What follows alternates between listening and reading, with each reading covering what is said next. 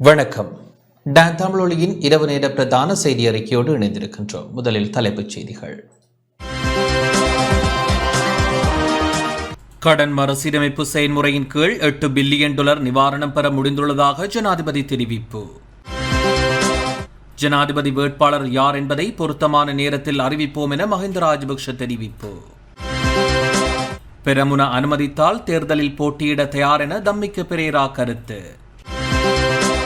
இலங்கை தமிழரசு கட்சியின் பெருந்தலைவர் இரா சம்பந்தனின் பூதவுடலுக்கு திருகோணமலையில் அஞ்சலி.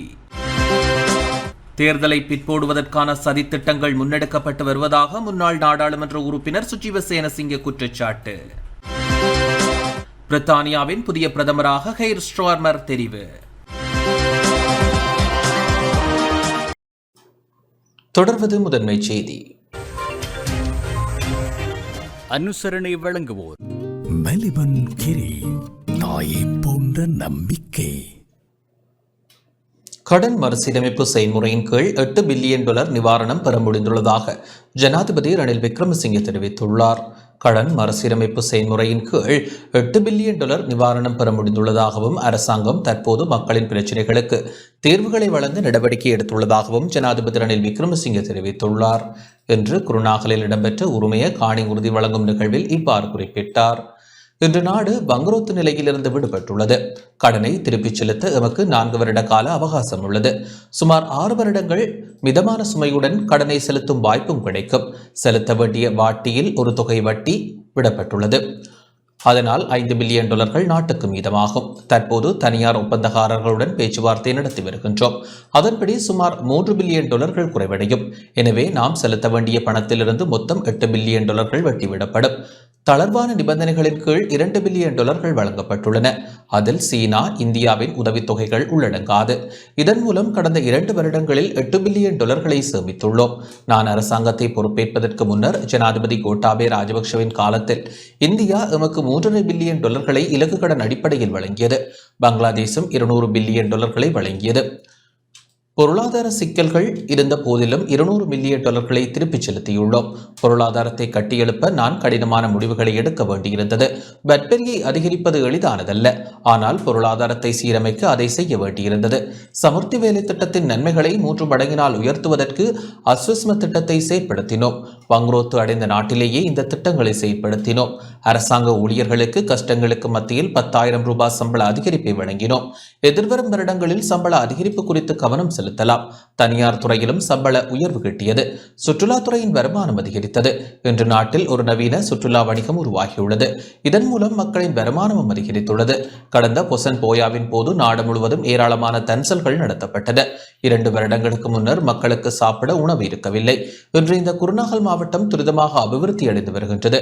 ஹம்பஹா மற்றும் கொழும்புக்கு அடுத்தபடியாக குருநாகல் மாவட்டத்தில் அதிகளவான மக்கள் வாழ்கின்றனர். இந்த மாகாணத்தை திட்டமிட்ட அடிப்படையில் அபிவிருத்தி செய்வதே எமது நோக்கமாகும்.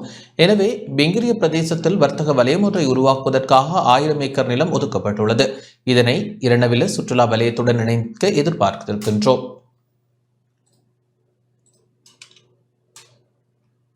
20 லட்சம் முழுமையான காணி உறுதிகளை வழங்குவதற்கான உரிமைய தேசிய வேலை திட்டத்தின் கீழ் குருநாகல் மாவட்டத்தில் 73,143 பேருக்கு காணி உறுதிகள் வழங்கப்பட உள்ளன.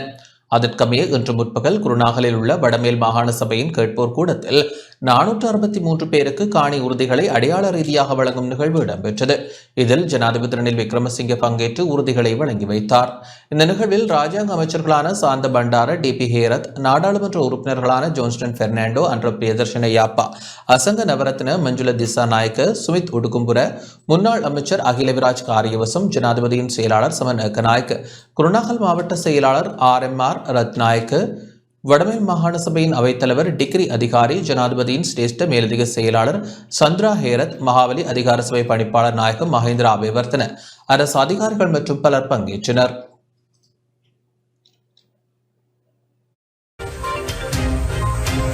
அனுசரணை வழங்கியோர் மெலிபன் கிரி, தாயை போன்ற நம்பிக்கை.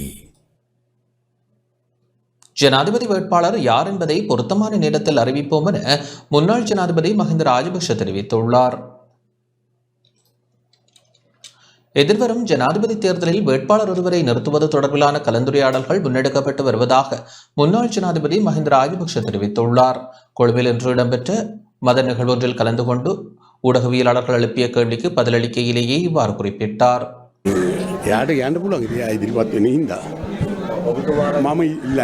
ஸ்ரீலங்கா பொதுஜன பெரமுனவின் சார்பில் ஜனாதிபதி வேட்பாளர் ஒருவர் நிறுத்தப்படுவார். அந்த விடயம் தொடர்பில் கலந்துரையாடல்கள் இடம்பெற்று வருகின்றன. நாம் அவசரப்படவில்லை, பொறுமையாக இருக்கின்றோம். தேர்தலுக்கு இன்னும் காலம் இருக்கின்றது. ஆதலால் எமது வேட்பாளர் யார் என்பதை பொருத்தமான நேரத்தில் அறிவிப்போம். நாம் கூட்டணியொன்றை அமைத்து அதனூடாகவே எமது வேட்பாளரை களமிறக்குவோம். ஜனாதிபதி தேர்தலுக்கான அறிவிப்பை அடுத்த மொட்டு கட்சியின் வேட்பாளர் குறித்த அறிவிப்பை வெளியிட உள்ளதாக நாடாளுமன்ற உறுப்பினர் ஜோன்ஸ்டன் பெர்னாண்டோ தெரிவித்துள்ளார். ஸ்ரீலங்கா பொதுஜன பெரமுனவின் தலைமையகத்தில் இன்று ஊடகங்களுக்கு கருத்து தெரிவித்த போதே அவர் இதனை தெரிவித்தார். සංගම්වල ප්‍රධාන නිලධාරීක සාකච්ඡා තිබ්බා. ඉදිරියේදී කාන්තා සමිති ටික කටයුතු தேர்தலை வெற்றி கொள்வதற்கான ஆலோசனைகளை பசில் ராஜபக்ஷ வழங்கியுள்ளார். அதற்கமைய நாம் எந்த தேர்தலை எதிர்கொள்வதற்கும் தயாராகவே உள்ளோம். தேர்தலை விரும்பி ஏற்றுக்கொள்ளும் கட்சியே எம்முடைய கட்சியாகும். ஆகவே நாம் தயாராகவே உள்ளோம். ஜனாதிபதி தேர்தலுக்கான திகதி அறிவிக்கப்பட்டமையை தொடர்ந்தே நாம் வேட்பாளர் யார் என்பதை அறிவிப்போம். இந்த காலப்பகுதி மிகவும் தீர்க்கமான காலப்பகுதியாகும். ஆகவே அதற்குள் எந்த விடயங்கள் அரங்கேறும் என தெரியவில்லை. ஆகவே பொறுத்திருந்தே பார்க்க வேண்டும். மொட்டு கட்சியினர் வெற்றி பெறும் வேட்பாளரையே நிறுத்துவோம். ஏனைய கட்சிகளை எடுத்து நோக்கும் போது உள்ளக பிரச்சனைகள் உள்ளன. ஆனால் எம்முடைய கட்சியில் அத்தகைய பிரச்சனை இல்லை. ஆகவே தேர்தலுக்கான வேட்பாளரை பொறுமையாகவே அறிவிப்போம்.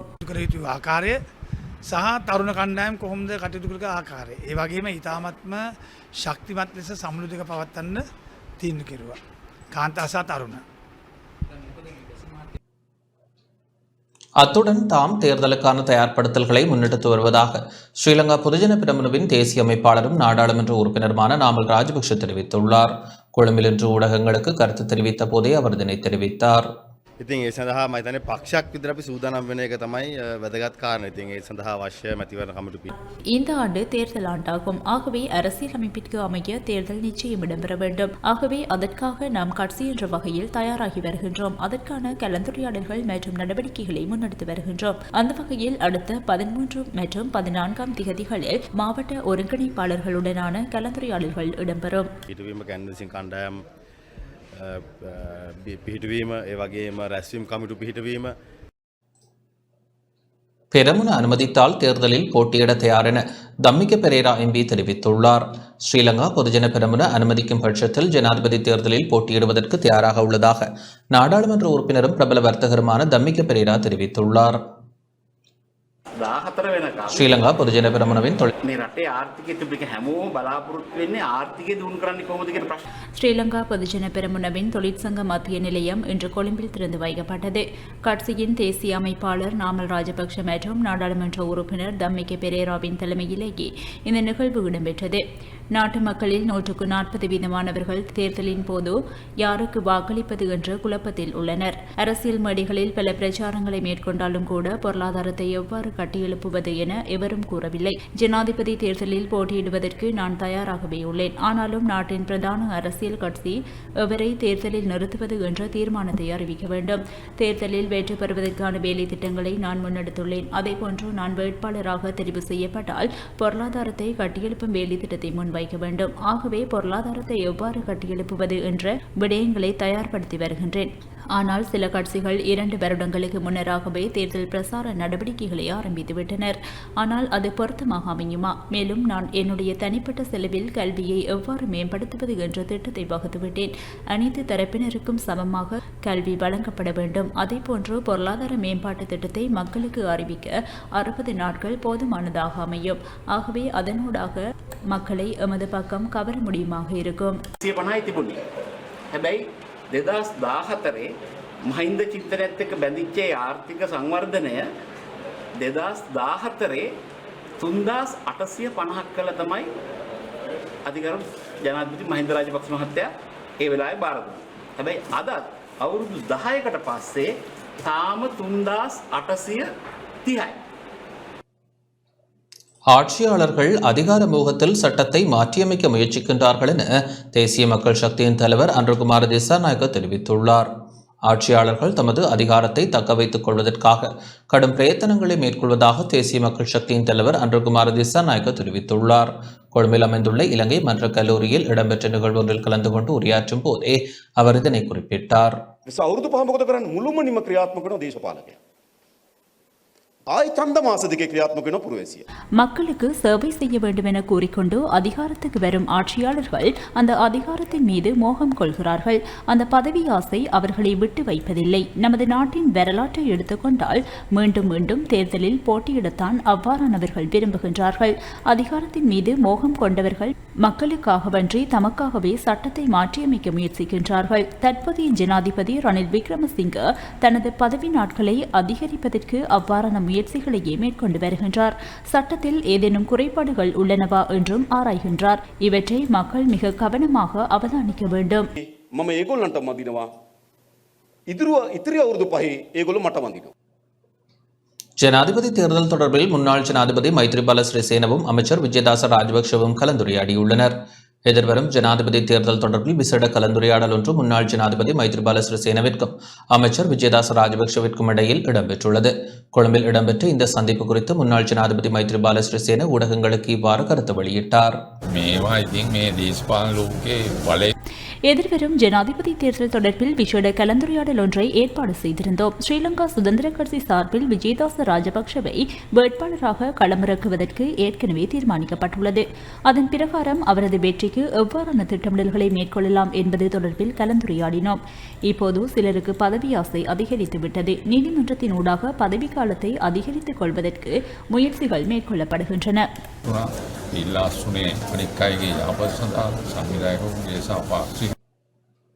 2024 ஆண்டு ஜனாதிபதி தேர்தலை நடத்துவதற்கு தேர்தல் ஆணைக்குழுவின் உறுப்பினர்களுக்கு இடைக்கால தடை உத்தரவு பிறப்பிக்குமாறு உயர்நீதிமன்றத்தில் தாக்கல் செய்யப்பட்டுள்ள மனுவுக்கு எதிராக 4 இடையீட்டு மனுக்கள் இன்று தாக்கல் செய்யப்பட்டுள்ளன. ஐக்கிய மக்கள் சக்தியின் பொதுச் செயலாளர் ரஞ்சித் மத்துவ பண்டார மற்றும் தேசிய மக்கள் சக்தியின் நாடாளுமன்ற உறுப்பினர்களான விஜித ஹேரத், ஹரணி அமரசூரிய ஆகிய இருதரப்பினரும் இடையீட்டு மனுக்களை தாக்கல் செய்துள்ளனர். மேலும் சோசலிச இளைஞர் சங்கத்தின் இரங்க குணசேகர, அனைத்து பல்கலைக்கழக மாணவர் ஒன்றிய முன்னாள் இணைப்பாளர் வசந்த முதலிகை ஆகியோரும் மனுக்களை தாக்கல் செய்துள்ளனர். அரசியலமைப்பின் 19வது திருத்த சட்டத்தின் 3வது அத்தியாயத்தின் ஊடாக அரசியலமைப்பின் 32வது பிரிவு திருத்தப்பட்டுள்ளதாகவும் அதன் அடிப்படையில் ஜனாதிபதியின் பதவிக்காலம் 6 வருடங்களிலிருந்து 5 வருடங்களாக குறைக்கப்பட்டுள்ளதாகவும் இடையீட்டு மனுக்களில் சுட்டிக்காட்டப்பட்டுள்ளது. அதன் பிரகாரம் ஜனாதிபதியின் பதவிக்காலம் 2024 ஆண்டுடன் நிறைவடைவதால் இந்த ஆண்டு ஜனாதிபதி தேர்தல் கட்டாயம் நடத்தப்பட வேண்டும் எனவும் மனுவில் தெரிவிக்கப்பட்டுள்ளது. தேர்தலுக்கு தடை விதிக்குமாறு கோரியுள்ள மனுதாரர் உண்மைக்கு புறம்பான தகவல்களை முன்வைத்து நீதிமன்றத்தை தவறாக வழிநடத்த முயற்சித்துள்ளதாகவும் மனுவில் கூறப்பட்டுள்ளது. இதன் அடிப்படையில் நியாயமான காரணங்களை ஆராய்ந்து மனுதாரரின் மனுவை விசாரணைக்கு எடுத்துக் கொள்ளாமல் தள்ளுபடி செய்யுமாறு இடையீட்டு மனுக்களில் கோரிக்கை விடுக்கப்பட்டுள்ளது. 2024 ஆண்டு ஜனாதிபதி தேர்தலை நடத்துவதற்கு தேர்தல் ஆணைக்குழுவின் உறுப்பினர்களுக்கு இடைக்கால தடை உத்தரவு பிறப்பிக்குமாறு கோரி சமிந்த தியான் அல்லனவ என்பவரால் உயர் நீதிமன்றில் மனு தாக்கல் செய்யப்பட்டிருந்தமை குறிப்பிடத்தக்கது.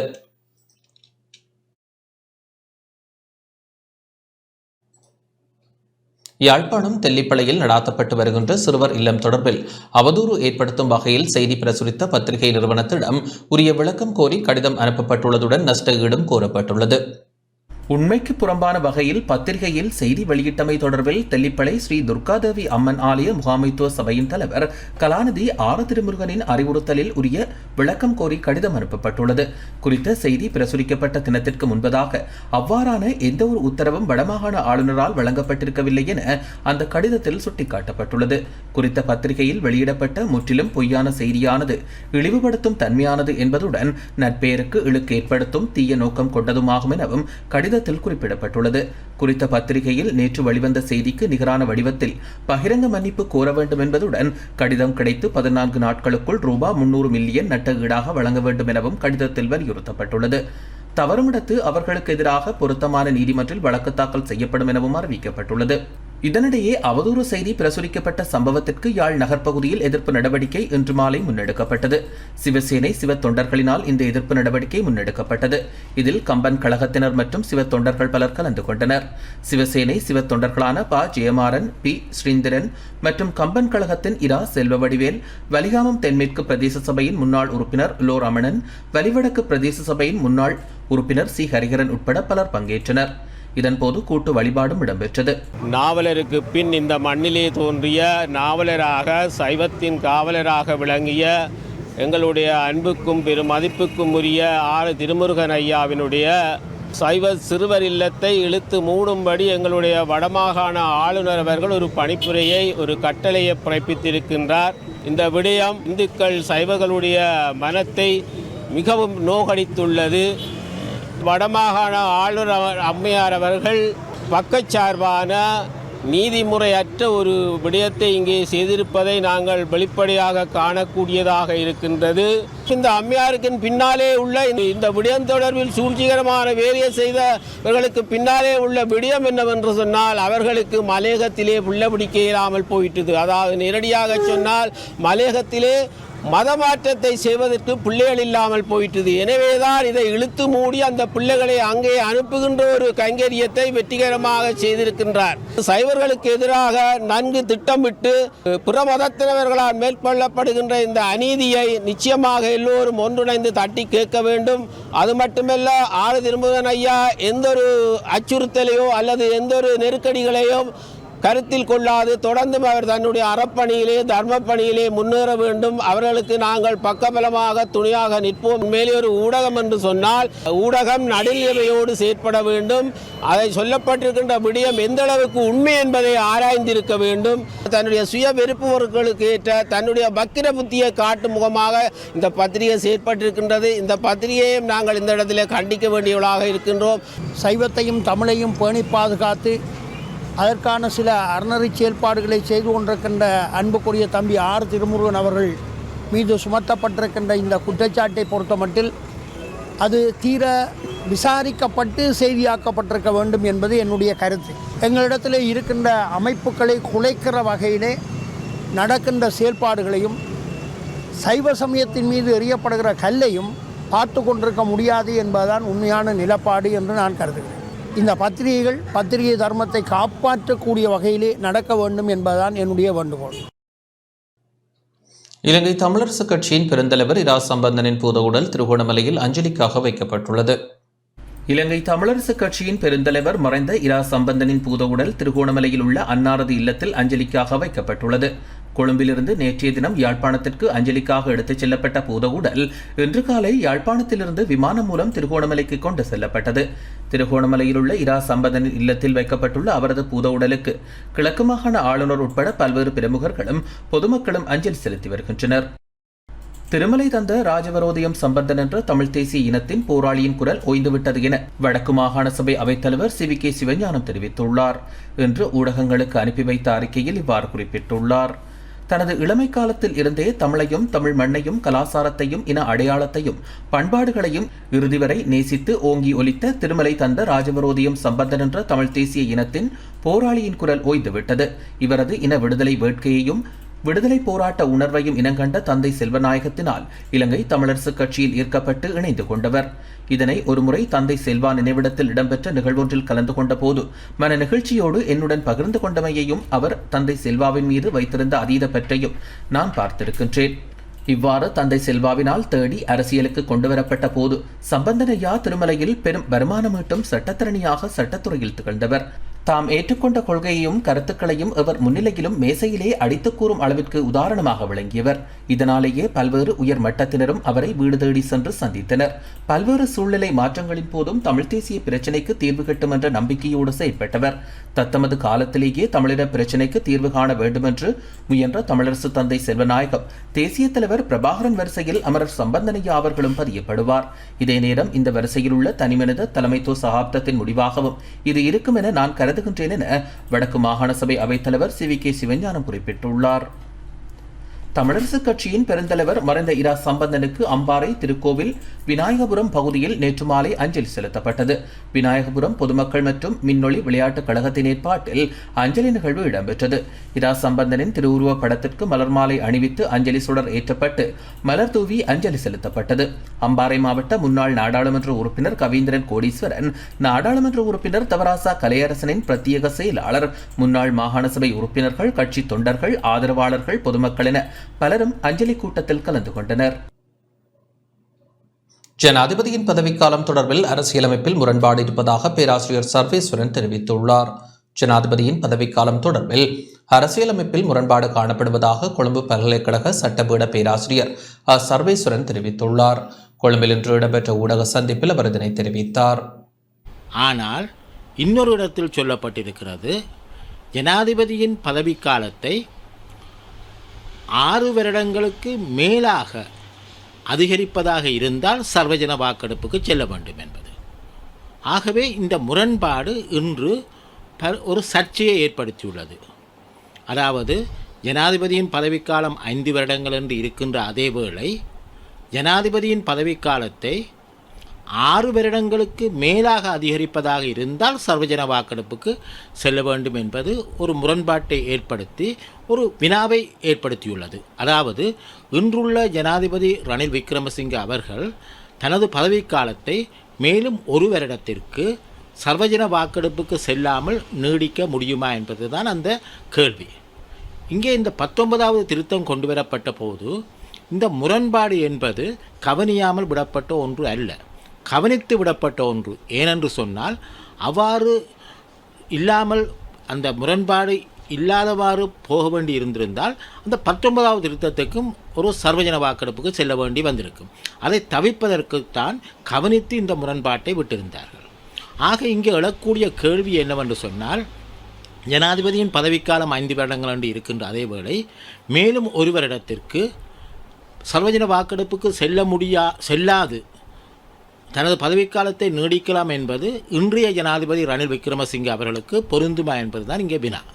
என்னை பொறுத்த மட்டில் நிச்சயமாக பொருந்தாது. அம்பாறை திருக்கோவிலில் தொல்பொருள் அடையாளங்களை பாதுகாக்கும் செயற்பாடுகள் முன்னெடுக்கப்படுகின்றன. அம்பாறை திருக்கோவில் பிரதேசத்தில் அடையாளப்படுத்தப்பட்டுள்ள பிரதான தொல்பொருள் இடங்கள் மற்றும் சின்னங்களை பேணி பாதுகாத்தல் தொடர்பாக பொது அமைப்புகளுக்கான விழிப்புணர்வு நிகழ்வு திருக்கோவிலில் இடம்பெற்றது. விழிப்புணர்வு கூட்டமானது திருக்கோவில் பிரதேச செயலக காணிப்பைவு உத்தியோகத்தர்களின் ஒழுங்கமைப்பில் பிரதேச செயலாளர் தங்கையா கஜேந்திரன் தலைமையில் திருக்கோவில் பிரதேச செயலக கேட்போர் கூடத்தில் இன்று இடம்பெற்றது. கிராம மட்ட மற்றும் பிரதேச மட்ட தொல்பொருள் பாதுகாப்பு குழுக்களும் இங்கு நிறுவப்பட்டன. திருக்கோவில் பிரதேசத்தில் விநாயகபுரம், தம்புலுவில் 2 மேற்கு, சகாமம், கஞ்சிக்குடியாறு, தாண்டியடி, சங்கமன்கண்டி, தங்க வேலாயுதபுரம் போன்ற கிராம சேவையாளர் பிரிவுகளில் தொல்பொருள் திணைக்களத்தினால் சுமார் 47 இடங்கள் அடையாளப்படுத்தப்பட்டுள்ளமை குறிப்பிடத்தக்கது.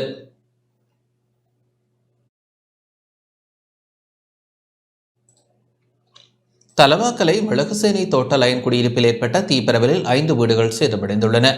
நுரலியா மாவட்டம் லிந்துலை போலீஸ் பிரிவிற்குட்பட்ட தலவாக்கலை மிளகுசேனை தோட்டத்தில் உள்ள லைன் குடியிருப்பு ஒன்றில் நேற்றிரவு ஏற்பட்ட தீப்பரவலில் 5 வீடுகள் சேதமடைந்துள்ளன. தீப்பரவலில் லைன் குடியிருப்பில் இருந்த 4 வீடுகள் பகுதியளவிலும் 1 வீடு முழுமையாகவும் சேதமடைந்துள்ளதாக லிந்துலை போலீசார் தெரிவித்துள்ளனர். தீ விபத்தில் வீட்டில் இருந்த உடைமைகளும் தீக்கிரையாகியுள்ளன. பாதிக்கப்பட்ட 5 குடும்பங்களைச் சேர்ந்த 41 பேர் உறவினர்கள் வீடுகளில் தங்க வைக்கப்பட்டுள்ளனர். மின்கசிவின் காரணமாக இந்த தீ விபத்து ஏற்பட்டிருக்கலாம் என சந்தேகிக்கப்படுகின்றது. சம்பவம் தொடர்பிலான மேலதிக விசாரணைகளை லிந்துலை போலீசார் மேற்கொண்டு வருகின்றனர்.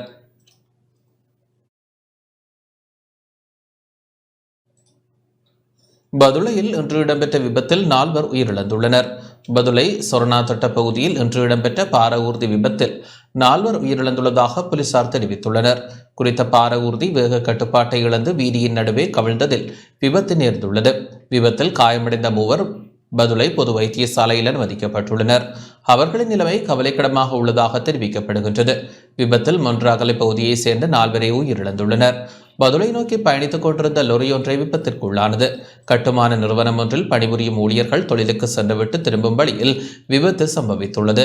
விபத்து தொடர்பான மேலதிக விசாரணைகளை பதுளை போலீசார் முன்னெடுத்துள்ளனர்.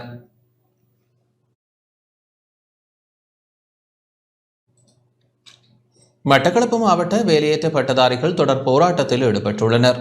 மட்டக்களப்பு மாவட்ட வேலையேற்ற பட்டதாரிகள் 4வது நாளாக இன்றைய தினம் மட்டக்களப்பு காந்தி பூங்காவில் உள்ள படுகொலை செய்யப்பட்ட ஊடகவியலாளர்கள் நினைவு தூபிக்கு முன்பாக கவனஈர்ப்பு போராட்டத்தை முன்னெடுத்தனர். பல்வேறு கோரிக்கைகள் அடங்கிய பதாதைகளை தாங்கியவாறு போராட்டம் முன்னெடுக்கப்பட்டது. சிலர் தமது கைக்குழந்தைகளுடனும் போராட்டத்தில் கலந்து கொண்டனர். போராட்டக்காரர்கள் தமது தொழில் உரிமையை வலியுறுத்தும் வகையிலான பல்வேறு கோஷங்களை எழுப்பினர். தமது தொழில் உரிமைகளை உறுதிப்படுத்தும் வகையில் தமது போராட்டம் தொடரும் என போராட்டக்காரர்கள் குறிப்பிட்டனர். 4ஆம் கட்டமாக இன்றைய நாள் எங்கள் போராட்டம் தொடர்ந்து கொண்டே இருக்கின்றது. பேனா பிடித்து எங்கள் கைகள் கொடி பிடித்து ரோட்டில் போராடி கொண்டிருக்கின்றோம். இது எங்கள் அரசாங்கத்தின் கவனத்திற்கு மத்திய மாகாணங்களில் நிறைய வேலைவாய்ப்புகள் கொடுக்கப்பட்டு கொண்டிருக்கின்றன. 1000க்கும் மேற்பட்ட வேலைவாய்ப்புகள் கொடுக்கப்பட்டு கொண்டிருக்கின்றன. ஆனால் கிழக்கு மாகாண பட்டதாரிகள் நாங்கள் இன்று அனாதைகளை போல் ரோட்டில் நின்று போராடி கொண்டிருக்கிறோம். எங்கள் கிழக்கு மாகாண ஆளுநரின் கவனத்திற்கு கிழக்கு மாகாணங்கள் முற்றுமுழுதாக புறக்கணிக்கப்பட்டு எங்களுக்கான வேலைவாய்ப்புகள் இல்லாமல் நாங்கள் தற்பொழுது தவித்துக் கொண்டிருக்கின்றோம். இங்கே போராட்டத்தில் ஈடுபட்டு கொண்டிருக்கின்ற ஆண்கள் பெண்கள் சகல பேரும் தங்களது குடும்ப நிலைமைகளை சூழ்நிலைகளை விட்டுக்கொண்டு பிள்ளைகள் மற்றும் கணவர்மார்கள் மற்றும் இன்னும் அம்மா அப்பா ஆகியவர்களை பார்த்துக்கொள்ள முடியாமல் இந்த இடத்திலே நாங்கள் போராடி கொண்டிருக்கின்றோம். எதிர்வரும் 8 மற்றும் 9ஆம் தேதிகளில் சுகையின விடுமுறை போராட்டத்தை முன்னெடுக்க உள்ளதாக மத்திய மற்றும் மாகாண முகாமைத்துவ உத்தியோகத்தர் சேவை சங்கத்தின் தலைவர் ரெஜி அலோசியஸ் தெரிவித்துள்ளார்.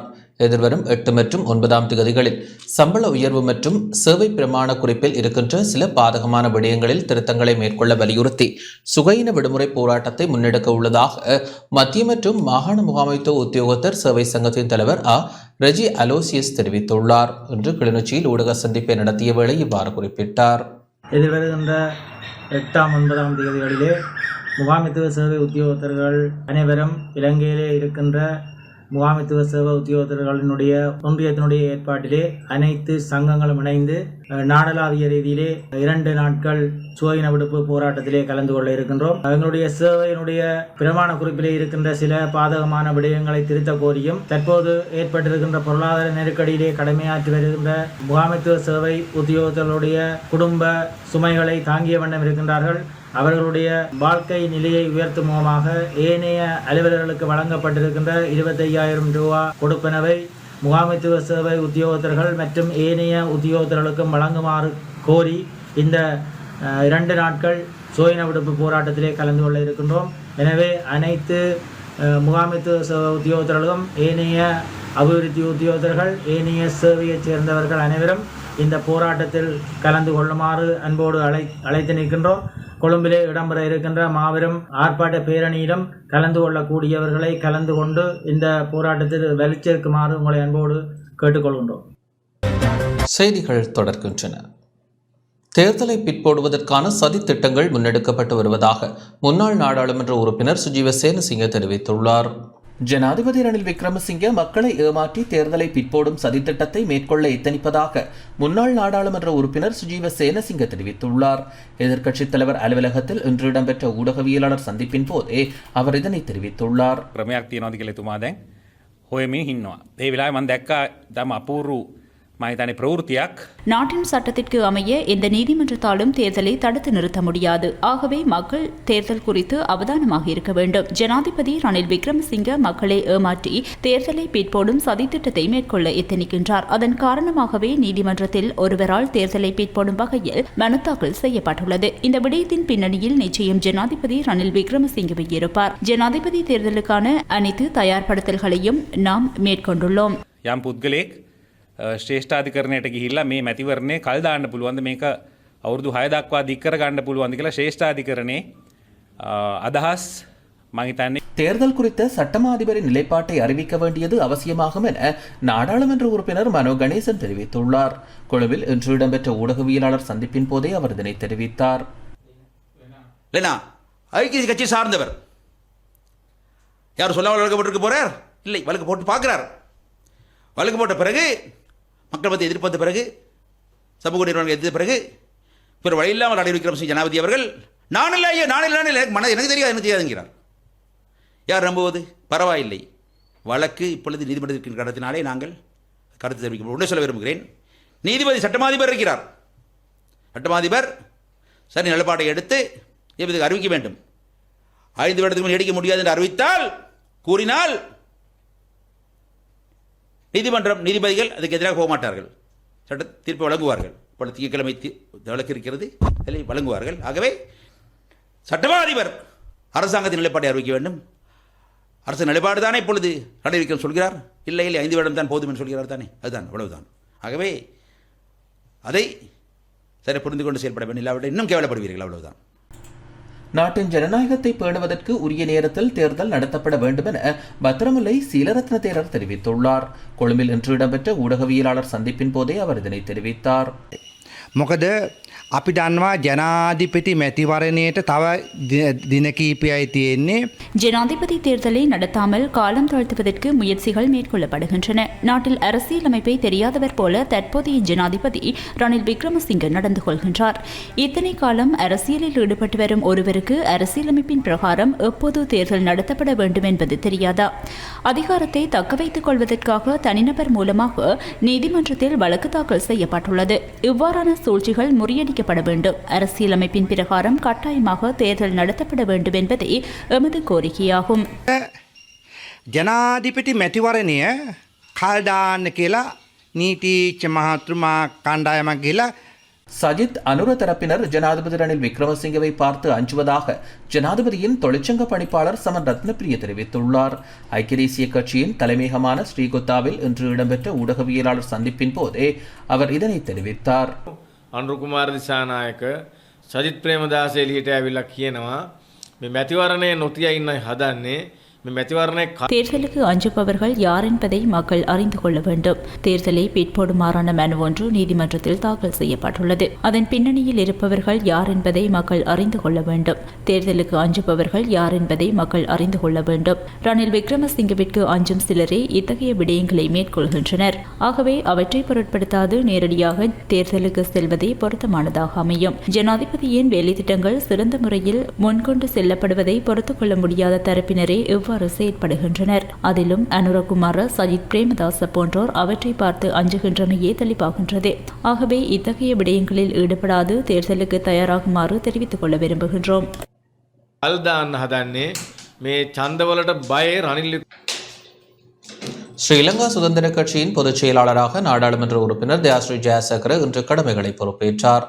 நாடாளுமன்ற உறுப்பினர் தயாஸ்ரீ ஜெயசேகர ஸ்ரீலங்கா சுதந்திர கட்சியின் செயலாளராக கட்சியின் தலைமையகத்திற்கு முன்பாக இன்று காலை தனது கடமைகளை பொறுப்பேற்றுக் கொண்டார். அவரது வருகையை முன்னிட்டு ஸ்ரீலங்கா சுதந்திர கட்சியின் தலைமையகத்திற்கு முன்பாக இன்று காலை பதற்றமான சூழல் ஏற்பட்டது. ஸ்ரீலங்கா சுதந்திர கட்சியின் பொதுச் செயலாளர் பதவியிலிருந்தும் தயாஸ்ரீ ஜெயசேகரவை நீக்கும் கட்சியின் தீர்மானத்திற்கு கொழும்பு மாவட்ட நீதிமன்றம் இடைக்கால தடை விதித்துள்ளது. இத்தகைய பின்னணியில் இன்று காலை கொழும்பு டாலி வீதியில் அமைந்துள்ள ஸ்ரீலங்கா சுதந்திர கட்சியின் தலைமையகத்திற்கு முன்பாக போலீஸ் பாதுகாப்பு பலப்படுத்தப்பட்டிருந்தது. இந்நிலையில் குறித்த இடத்திற்கு சென்ற தயாஸ்ரீ ஜெயசேகரவை ஆதரிக்கும் தரப்பினர் போலீசாருடன் வாய்த்தர்க்கத்தில் ஈடுபட்டனர்.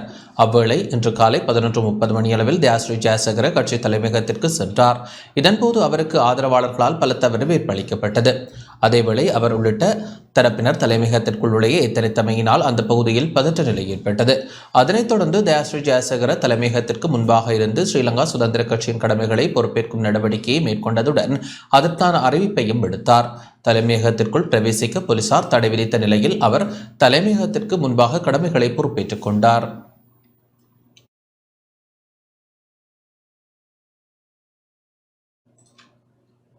பன்முகப்படுத்தப்பட்ட நிதி ஒதுக்கீட்டின் மூலம் யாழ் மாவட்டத்திற்கு ஒதுக்கப்பட்ட 322 மில்லியன் நிதியின் மூலம் மேற்கொள்ளப்படும் அபிவிருத்தி திட்டங்களை வினைத்திறனாக நடைமுறைப்படுத்துவதற்கான கூட்டம் ஒன்று இடம்பெற்றது. பன்முகப்படுத்தப்பட்ட நிதி ஒதுக்கீட்டின் மூலம் யாழ் மாவட்டத்திற்கு ஒதுக்கப்பட்ட 322 மில்லியன் நிதியின் மூலம் மேற்கொள்ளப்படும் மற்றும் மேற்கொள்ளப்பட உள்ள அபிவிருத்தி திட்டங்களை வினைத்திறனாக நடைமுறைப்படுத்துவதற்கான கூட்டம் மாவட்ட ஒருங்கிணைப்பு குழு தலைவர் அமைச்சர் டக்ளஸ் தேவானந்தா தலைமையில் இணைத்தலைவரும் வடக்கு மாகாண ஆளுநருமான PSM சார்ல்ஸின் பிரசன்னத்துடன் இன்று இடம்பெற்றது. இதன்போது உரிமைய காணி உரிமம் வழங்கலில் சட்டவிரோத நடவடிக்கைகளை கட்டுப்படுத்தலின் முன்னேற்றம், வீட்டுத் திட்டம், காணி விடுவிப்பு, குடிநீர் வழங்கல், வீதி அமைப்பு மற்றும் புனரமைப்பு, விவசாய நிலங்கள், சுண்ணக்கல் அகழ்வு மற்றும் வெளியிடங்களுக்கு சட்டவிரோதமாக கொண்டு செல்லல், போக்குவரத்து உள்ளிட்ட பல்வேறு விடயங்கள் ஆராயப்பட்டன. யாழ் மாவட்ட செயலகத்தில் இடம்பெற்ற கூட்டத்தில் நாடாளுமன்ற உறுப்பினர்கள் பதில் அரசாங்க அதிபர் ம பிரதீபன், மேலதிக அரசாங்க அதிபர் ஸ்ரீமோகன், பிரதேச செயலாளர்கள், பிரதேச சபைகளின் செயலாளர்கள், துறைசார் அரச நிறுவனங்களின் அதிகாரிகள், பாதுகாப்பு தரப்பினர் உள்ளிட்ட பலர் கலந்து கொண்டனர்.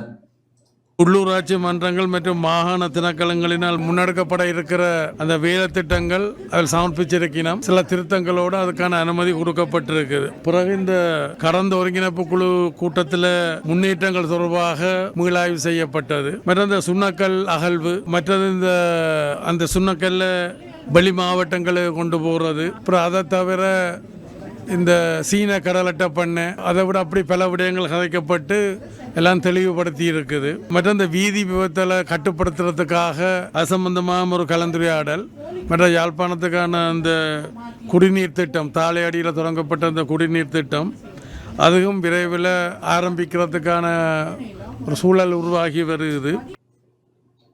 பெருந்தோட்ட தொழிலாளர்களின் சம்பள பிரச்சினைக்கு முற்றுப்புள்ளி வைக்க வேண்டும் என ராதாகிருஷ்ணன் எம்பி தெரிவித்துள்ளார். மலேக பெருந்தோட்ட தொழிலாளர்களின் சம்பள பிரச்சினைக்கு முற்றுப்புள்ளி வைக்கப்பட வேண்டும் என மலேக மக்கள் முன்னணியின் தலைவரும் நுவரெலியா மாவட்ட நாடாளுமன்ற உறுப்பினருமான வேலுசாமி ராதாகிருஷ்ணன் தெரிவித்துள்ளார். நுவரெலியாவில் இன்று இடம்பெற்ற ஊடகவியலாளர் சந்திப்பில் கலந்து கொண்டு கருத்து வெளியிடும் போதே இவ்வாறு குறிப்பிட்டார். பெருந்தோட்ட தொழிலாளர்களுடைய சம்பள பிரச்சினை காலங்காலமாக இழுத்தடிப்பது ஒரு விஷயமாக வருகின்றது. இருந்த பொழுதிலும் அண்மையிலே மே தினம் நடைபெற்ற பொழுது ஜனாதிபதி அவர்களும் தொழிலமைச்சர் அவர்களும் விசேஷமாக கொட்டகலிலே நடைபெற்ற மேதின கூட்டத்திலே வந்து சூளுரைத்தார்கள். 1700 தொழிலாளர்களுக்கு சம்பளம் கொடுக்க போகின்றோம், அது இந்த மாதத்திலிருந்தே உங்களுக்கு கிடைக்கும் என்பதை அவர்கள் வலியுறுத்தி சொன்னார்கள். அதற்கான கெசட்டும் வெளியிடப்பட்டது, வர்த்தமானியும் வெளியிடப்பட்டது. அதற்கு பிறகு ஒரு வர்த்தமானி வெளியிடப்பட்டது இதை கொடுக்க வேண்டும் என்று. அதற்கு பிறகு அரசாங்கம் இன்னொரு சூழ்ச்சி செய்தது. அரசாங்க தோட்டத்திலே, அதாவது ஹெல்கடுவா பிளான்டேஷனில் இதை கொடுப்பதற்கான ஏற்பாடுகளை செய்து அதையும் கொடுத்தார்கள். ஆனால் கம்பெனியோடு எந்த விதமான பேச்சுவார்த்தையும் இல்லாது முட்டாள்தனமான முடிவெடுத்ததன் காரணமாக இன்று கம்பெனிகள் தங்கள் நிலையை நீதிமன்றத்திற்கு, உயர் நீதிமன்றத்திற்கு சென்று இடைக்கால தடை உத்தரவை வாங்கியிருக்கின்றார்கள். சம்பள பிரச்சனையிலே முழு நிதானமாக செயல்பட்டு எல்லோரையும் அணைத்து கொண்டு தாங்களுக்கு பேர் வர வேண்டும் என்ற நிலையிலே மட்டும் இல்லாமல் எல்லோரையும் அழைத்து கொண்டு கம்பெனிகளுக்கு எதிராக ஒரு நிலைப்பாட்டை உருவாக்கப்பட வேண்டும் என்பதுதான் எங்களுக்கு உள்ள பிரச்சனையாக இருக்கின்றது. தோட்ட கம்பெனிகளுக்கு எதிரான நடவடிக்கையை எடுக்க வேண்டும், அதே நேரத்தில் அரசாங்கத்தை வலியுறுத்த வேண்டும், இதை கொடுப்பதற்கான நடவடிக்கை எடுக்க வேண்டும் என்பதுதான் எங்களுடைய கருத்தாக இருக்கின்றது. மலேக பெருந்தோட்ட தொழிலாளர்களிடம் சந்தா வாங்கும் தொழிற்சங்கங்கள் அவர்களின் சம்பள பிரச்சினை தொடர்பில் நடவடிக்கை எடுக்க வேண்டும் என ஜனநாயக மக்கள் காங்கிரசின் தலைவர் பிரபா கணேசன் வேண்டுகோள் விடுத்துள்ளார். கொழும்பில் இன்று இடம்பெற்ற ஊடகவியலாளர் சந்திப்பில் கலந்து கொண்டு கருத்து வெளியிடும் போதே அவர் இந்த கோரிக்கையை முன்வைத்தார். தோட்ட தொழிலாளர்களின் சம்பளம் சம்பந்தமாக இன்று மிகவும் ஒரு மோசமான நிலையிலே தோட்ட தொழிலாளர்கள் இருந்து கொண்டிருக்கின்றார்கள். அவர்களுக்கு 1700 ரூபாய் சம்பளத்தை வழங்குவதாக ஜனாதிபதி மே தினம் 1ஆம் திகதி அறிவித்து அதன்படி வர்த்தமானியிலும் பிரசுரிக்கப்பட்டது. ஆனால் இன்று இந்த 1700 ரூபாய் அவர்களுக்கு கிடைக்கவில்லை. எல்கடுவா பிளான்டேஷன் அரசாங்க தோட்டங்களில் மட்டும்தான் இது கிடைக்கிறதே ஒழிய ஏனைய தோட்டங்களிலே 99% தோட்டங்களில் இது கொடுக்கப்படவில்லை. இன்று அந்த 1700 ரூபாய் சம்பளத்துக்கு முழுமையான முறையிலே தடை உத்தரவை நீதிமன்றத்திலே பெற்றுக்கொண்டிருக்கிறார்கள். நீதிமன்ற தடை உத்தரவினால் இன்று பார்க்க போனால் தோட்ட முதலாளிமார் சங்கம் 1350 ரூபாய் தருவதாக உறுதி சொல்லியிருந்தாலும் கூட இன்று அந்த 1350 ரூபாவும் இல்லாமல் போய்விட்டிருக்கிறது. ஆகவே இது சம்பந்தமாக மலேக தோட்ட தொழிலாளர்களின் சந்தா பணத்தை வாங்கும் தொழிற்சங்கங்கள் பாரிய ஒரு நடவடிக்கை எடுக்க வேண்டும் என்று கேட்டுக்கொள்கின்றேன். ஆகவே இந்த தோட்ட தொழிலாளர்களுக்கு முதலாளிமார் சம்பளம் வழங்குவதாக சொல்லப்பட்ட 1350 ரூபாய் கூட இன்று அவர்களுக்கு இல்லாமல் இருப்பது மிகவும் ஒரு மோசமான விடயமாக இருக்கின்றது. ஆகவே இது சம்பந்தமாக உடனடியாக அரசாங்கமும் தொழிற்சங்கங்களும் உடனடியாக சட்ட நடவடிக்கை எடுத்து இவர்கள் ஒரு நிவாரணத்தை கொடுக்க வேண்டும் என்று ஜனநாயக மக்கள் காங்கிரஸ் சார்பாக நாங்கள் கேட்டுக்கொள்ள விரும்புகின்றோம். கிளிநொச்சி கல்லாறு பகுதியில் யுக்திய விசேட சோதனை நடவடிக்கையில் 10 பேர் கைது செய்யப்பட்டுள்ளனர். கிளிநொச்சி தர்மபுரம் போலீஸ் பிரிவில் உள்ள கல்லாறு பகுதியில் இன்று அதிகாலை யுக்திய விசேட சுற்றிவளைப்பு நடவடிக்கை முன்னெடுக்கப்பட்டது. இதன்போது பல்வேறு குற்றச் செயல்களுடன் தொடர்புடைய சந்தேக நபர்கள் 10 பேர் கைது செய்யப்பட்டுள்ளதுடன் ஐஸ் போதைப் பொருளும் மோட்டார் சைக்கிள் ஒன்றும் மீட்கப்பட்டன. போலீசார், இராணுவத்தினர் மற்றும் போலீசார் விசேட அதிரடிப்படையினர் இணைந்து குறித்த சுற்றி வளைப்பு நடவடிக்கையை முன்னெடுத்தனர். கைது செய்யப்பட்டவர்களை போலீஸ் விசாரணைகளின் பின்னர் நீதிமன்றில் முற்படுத்த நடவடிக்கை மேற்கொள்ளப்பட்டுள்ளது. நாடளாவிய ரீதியில் நேற்று முதல் மீண்டும் யுக்திய தேடுதல் நடவடிக்கைகள் ஆரம்பிக்கப்பட்ட நிலையில் இன்றைய தினம் குறித்த சுற்றி வளைப்பு முன்னெடுக்கப்பட்டது. அம்பாறை கல்முனையில் வைத்தியசாலைகளுக்கு தேவையான ஒரு தொகுதி உபகரணங்கள் PSSP திட்டத்தின் கீழ் கையளிக்கப்பட்டுள்ளன. PSSP திட்டத்தின் கீழ் அம்பாறை கல்முனை பிராந்திய சுகாதார சேவைகள் பணிமனையின் கீழுள்ள ஆதார வைத்தியசாலைகள் உள்ளிட்ட அவசர தேவைகள் உள்ள பிரதேச வைத்தியசாலைகள் சிலவற்றுக்கு மருத்துவ உபகரணங்கள் மற்றும் தளபாடங்கள் வழங்கப்பட்டன. மருத்துவ உபகரணங்கள் மற்றும் தளபாடங்களை உரிய வைத்தியசாலைகளுக்கு கையளிக்கும் நிகழ்வு கல்முனை பிராந்திய சுகாதார சேவைகள் பணிமனையில் பிராந்திய பணிப்பாளர் வைத்திய கலாநிதி ஷக்கீலா இஸ்ஸதீன் தலைமையில் இடம்பெற்றது. சம்மாந்துறை, நிந்தகூர், திருக்கோவில் ஆகிய ஆதார வைத்தியசாலைகள் மற்றும் பனங்காடு, ஒலுவில், அன்னமலை, இறக்கம்பம் ஆகிய பிரதேச வைத்தியசாலைகளுக்கு மருத்துவ உபகரணங்கள் கையளிக்கப்பட்டன. பிராந்திய பிரிவு தலைவர்கள் சம்மாந்துறை, நிந்தகூர், திருக்கோவில் ஆதார வைத்தியசாலைகளின் வைத்திய அத்தியட்சகர், பிரதேச வைத்தியசாலைகளின் பொறுப்பு வைத்திய அதிகாரிகள், பணிமனையின் உத்தியோகத்தர்கள், ஊழியர்கள் என பலர் இந்நிகழ்வில் கலந்து கொண்டனர்.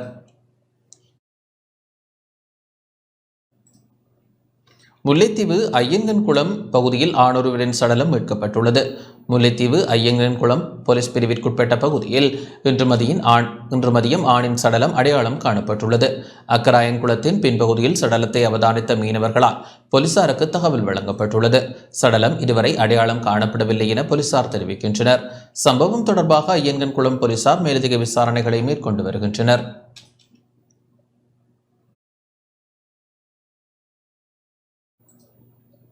விபத்துக்கள் தடுப்பு விழிப்புணர்வு நிகழ்வு இன்று மட்டக்களப்பில் இடம்பெற்றது. சுகாதார அமைச்சினால் ஜூலை 1ஆம் தேதி முதல் 5ஆம் தேதி வரை தேசிய விபத்து தடுப்பு வாரமாக பிரகடனப்படுத்தப்பட்டு நாடளாவிய ரீதியில் விபத்துக்களை தடுப்போம் எனும் தொனிப்பொருளில் விழிப்புணர்வு நிகழ்வுகள் முன்னெடுக்கப்பட்டு வருகின்றன. மட்டக்களப்பு பிராந்திய சுகாதார சேவைகள் பணிப்பாளர் முரளீஸ்வரனின் ஆலோசனை மற்றும் வழிகாட்டலின் கீழ் மட்டக்களப்பு பிராந்திய சுகாதார சேவைகள் பணிப்பாளர் பிரிவில் விபத்துக்கள் மற்றும் அதனை தடுக்கும் முறைமைகள் தொடர்பான விழிப்புணர்வு நிகழ்வுகள் முன்னெடுக்கப்பட்டு வருகின்றன. அதன் ஒரு செயற்பாடாக மட்டக்களப்பு பிரதேச சுகாதார வைத்திய அதிகாரி அலுவலகத்தின் ஏற்பாட்டில் விபத்துக்கள், அதனை தடுக்கும் முறைகள் தொடர்பாக மாணவர்களுக்கு விழிப்புணர்வு ஏற்படுத்தும் நிகழ்வு ஆனைப்பந்தை இந்து மகளிர் கல்லூரியில் நடாத்தப்பட்டது. மாணவர்களுக்கு வீதிகள், பாடசாலைகள், நிறுவனங்கள் மற்றும் வீடுகளில் ஏற்படும் விபத்துக்கள் தொடர்பிலும் அதனை தடுக்கும் முறைமைகள் தொடர்பாகவும் தெளிவூட்டப்பட்டது. கல்லூரி அதிபர் நிமாலினி பேரின்பராஜா தலைமையில் இடம்பெற்ற நிகழ்வில் மட்டக்களப்பு பிரதேச சுகாதார வைத்திய அதிகாரி அலுவலக அதிகாரி வைத்தியர் பிரசாந்தி லதாகரன், பிராந்திய சுகாதார சேவைகள் பணிப்பாளர் பணிமனை தொற்றா நோய் தடுப்பு பிரிவு பொறுப்பதிகாரி இ உதயகுமார், பிராந்திய சுகாதார சேவைகள் பணிப்பாளர் பணிமனை தர முகாமைத்துவ சுகாதார பாதுகாப்பு வைத்திய அதிகாரி ஷகாய தர்ஷினி, ஜூடி ஜெயக்குமார், பொது சுகாதார பரிசோதகர் யசோதரன், கல்லூரி ஆசிரியர்கள், மாணவர்கள் என பலர் கலந்து கொண்டனர்.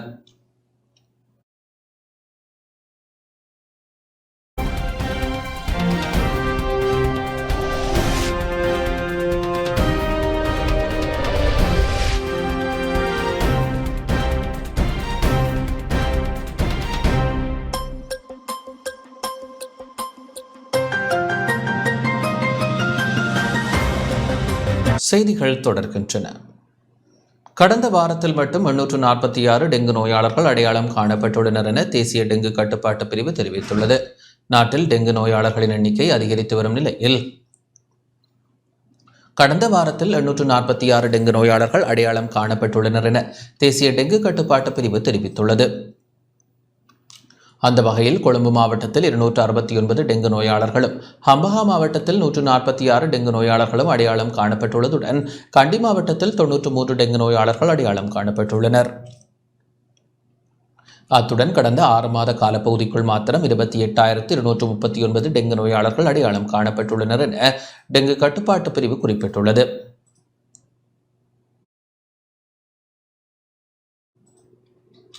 அஸ்வஸ்ம திட்டத்திற்கான 2ஆம் கட்ட கணக்கெடுப்பு 15ஆம் தேதி ஆரம்பமாக உள்ளது.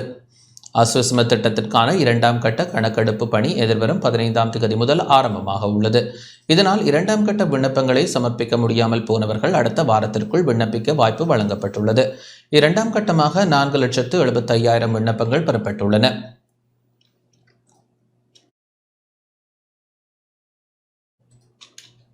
யாழ்ப்பாணம் சாவகச்சேரி ஆதார வைத்தியசாலைக்கு முன்பாக ஆர்ப்பாட்டத்தில் ஈடுபட முயன்ற குற்றச்சாட்டில் கைது செய்யப்பட்ட சாவகச்சேரி நகரசபை முன்னாள் உறுப்பினர் ஞாகிஷோர் போலீஸ் பிணையில் விடுவிக்கப்பட்டுள்ளார். யாழ்ப்பாணம் சாவகச்சேரி ஆதார வைத்தியசாலைக்கு முன்பாக இன்று மக்களை திரட்டி ஆர்ப்பாட்டத்தில் ஈடுபட முயன்ற குற்றச்சாட்டில் சாவகச்சேரி போலீசாரால் கைது செய்யப்பட்ட சாவகச்சேரி நகரசபை முன்னாள் உறுப்பினர் ஞாகிஷோர் போலீஸ் பிணையில் விடுவிக்கப்பட்டுள்ளார். அண்மையில் சாவகச்சேரி ஆதார வைத்தியசாலைக்கு புதிதாக வைத்திய அத்தியட்சகர் ஒருவர் நியமிக்கப்பட்ட நிலையில் சில மாற்றங்கள் மேற்கொள்ளப்பட்டதைத் தொடர்ந்து வைத்தியசாலை அத்தியட்சகருக்கும் வைத்தியர்களுக்கும் இடையில் முரண்பாடு தோன்றியது. இதனால் நேற்று முதல் வைத்தியர்கள் தொழிற்சங்க போராட்டத்தில் ஈடுபட்டுள்ள நிலையில் சிகிச்சைகளுக்காக சென்ற மக்கள் இன்றைய தினமும் திருப்பி அனுப்பப்பட்டனர். அதனையடுத்து தென்மராட்சி பிரதேச பொது அமைப்புகள், நலன் விரும்பிகள், மக்கள் என அனைவரும் ஒன்றிணைந்து இன்று முற்பகல் வைத்தியசாலைக்கு வருகை தந்திருந்த நிலையில் மாகாண சுகாதார சேவைகள் பணிப்பாளரை சந்தித்து நிர்வாக பிரச்சினைகளை தீர்ப்பதற்கு முதல் நோயாளிகளுக்கு சிகிச்சை வழங்கும் நடவடிக்கைகளை உடனடியாக ஆரம்பிக்க வேண்டும் எனவும், இல்லையேல் பொதுமக்கள் அனைவரும் ஒன்றிணைந்து பாரிய போராட்டத்தில் ஈடுபடுவோம் எனவும் தெரிவிப்பதற்காக வைத்தியசாலை முன்பாக குழும்பியிருந்தனர். இதன்போது வைத்தியசாலைக்கு விரைந்த சாவகச்சேரி போலீசார் வைத்தியசாலை முன்பாக குழும்பியிருந்தவர்களை அகற்ற முற்பட்டனர். அமைதியான முறையில் மாகாண சுகாதார சேவைகள் பணிப்பாளரை சந்தித்து சிகிச்சை நடவடிக்கைகளை உடனடியாக ஆரம்பிக்க கோரிக்கை முன்வைக்கவே எவ்வித இடையூறுகளும் செய்யாமல் இருக்கின்றோம்.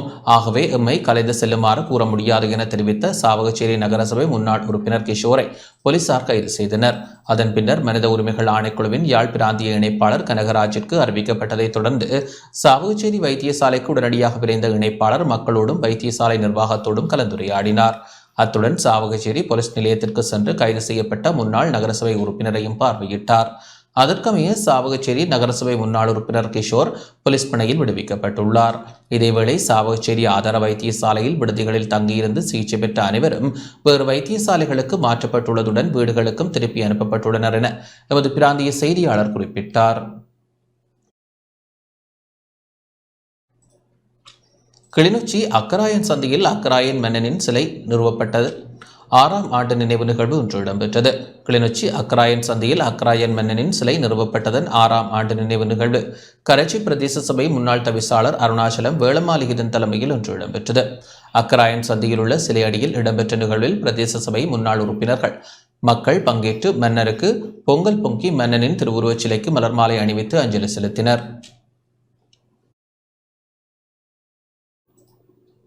யாழ்ப்பாண பிராந்திய சிரேஷ்ட போலீஸ் அத்தியட்சகர் சூரிய பண்டார இன்று கடமையேற்றுள்ளார்.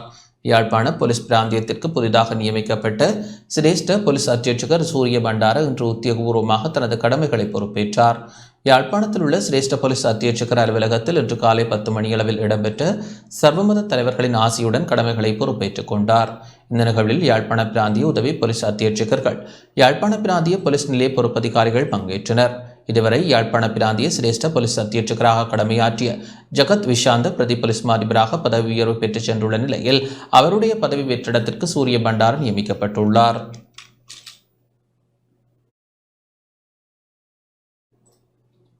சர்வதேச சந்தையில் இயற்கை எரிவாயுவின் விலை வீழ்ச்சியை பதிவு செய்துள்ளது. சர்வதேச சந்தையில் இன்றைய தினம் இயற்கை எரிவாயுவின் விலை 2.37 அமெரிக்க டாலராக வீழ்ச்சியை பதிவு செய்துள்ளது. இதேவேளை சர்வதேச சந்தையில் மசகு எண்ணெயின் விலை இன்று சற்று அதிகரிப்பை பதிவு செய்துள்ளது. இதன்படி WTI ரக மசகு எண்ணெய் பீப்பாய் ஒன்றின் விலை 83.95 அமெரிக்க டாலராக அதிகரித்துள்ளது. அத்துடன் பிரெண்ட் ரக மசகு எண்ணெய் பீப்பாய் ஒன்றின் விலை 87.44 அமெரிக்க டாலராக நிலவுகின்றது. யாழ்ப்பாணம் கொழும்புத்துறை இந்து மகா வித்தியாலயத்தில் நீரிழிவு விழிப்புணர்வு செயலமர்வு இன்று முன்னெடுக்கப்பட்டது. யாழ்ப்பாணம் போதனா வைத்தியசாலையில் நீரிழிவு சிகிச்சை நிலையம் மற்றும் யாழ் நீரிழிவு கழகம் இணைந்து நீரிழிவு விழிப்புணர்வு செயலமர்வை இன்று ஏற்பாடு செய்தன. நீரிழிவினால் ஏற்படும் பாதிப்புகளும் நோய் வராமல் தடுக்க வேண்டிய நடவடிக்கைகள் தொடர்பிலும் யாழ்ப்பாணம் போதனா வைத்தியசாலை நீரிழிவு சிகிச்சை நிலைய வைத்தியர் பரமேஸ்வர் தெளிவூட்டினார். தொடர்ந்து நோயுற்ற வாழ்வுக்கு ஆரோக்கியமான உணவு வகைகள் என்ற தலைப்பில் யாழ்ப்பாணம் பல்கலைக்கழக கல்லூரியின் பணிப்பாளரும் வைத்தியருமான விஜிதா பகீரதன் தெளிவூட்டல்களை வழங்கினார். நிகழ்வில் பாடசாலை சமூகத்தினர், யாழ் போதனா வைத்தியசாலையின் நீரிழிவு சிகிச்சை நிலைய வைத்தியர்கள், யாழ் நீரிழிவு கழகத்தின் தலைவர் தா மைக்கேல் உட்பட பலர் பங்கேற்றனர். இத்துடன் இந்த செய்தி அறிக்கை நிறைவடைகின்றது. வணக்கம்.